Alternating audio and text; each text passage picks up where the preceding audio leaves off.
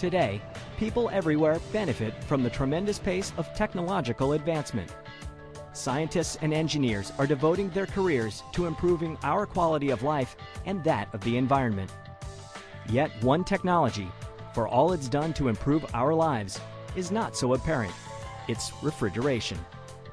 The foods we eat, the environments we work in, and the medicines we depend on are all beneficiaries of refrigeration technologies. By the beginning of the last century, the Industrial Revolution had led to the development of many life-improving innovations. Some enterprising inventors were working on the concept of providing cooling from machines.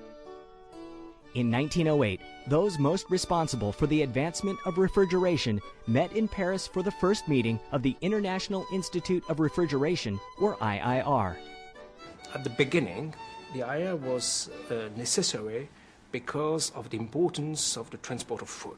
And the preservation of food is still one of the main challenges we have because, as you know, food is necessary for life. That first meeting began a tradition of international cooperation that has greatly improved our quality of life and allowed us to do things that even those visionaries could not have imagined. Today, scientists and engineers of the IIR come from private industry, academia, and government organizations worldwide. Together, they address issues that affect all facets of life. Through advances in refrigeration and air conditioning, members are helping to improve human health, promote effective food distribution, create more productive workspaces, support a cleaner environment, and counter global warming. The science of food refrigeration affects everyone. In a global marketplace, the goal is to make a variety of foods available everywhere, at an affordable price, and in a sustainable manner. Members of the IIR are involved in refrigeration applications that range from cold, such as refrigeration, to extreme cold, such as the near absolute zero temperatures needed to explore fundamental particles of matter. They also use refrigeration cycles to pump heat for space conditioning, water heating, and other applications. At universities around the world, ways to improve energy efficiencies throughout the cold chain are being explored. There's a whole raft of interesting problems with food itself. There's a tendency for people to either look at the food or at the refrigeration, and there's a huge area looking at the interaction between the two, of optimising the food quality and the food safety, but also making the refrigeration system as most efficient as possible. We look at things like packaging systems for food in the refrigerated cold chain. We look at weight loss from foods.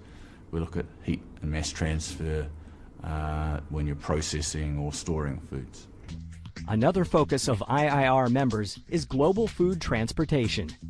The research that we're doing for companies is very practical. It's trying to understand how their transport system, alongside their packaging and their product, are interacting as they move product around the globe. One of the areas we've been working with is with the kiwifruit industry in New Zealand, and we're trying to optimise the container design and operation so that they get a better outturn of product quality in the marketplace. Other IIR members are addressing efficiency in a different way. Climate change is a global problem.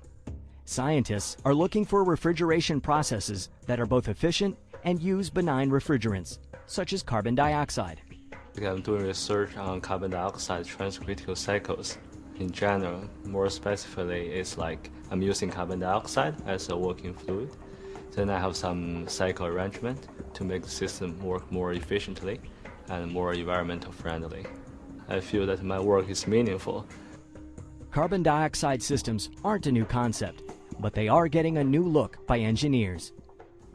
CO2 as refrigerant requires development of new components, new systems, new strategies.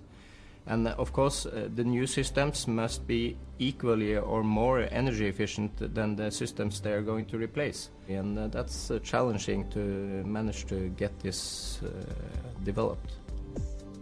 IIR members are also working on efficient systems that use a variety of refrigerants, such as fluorocarbons, ammonia, and hydrocarbons.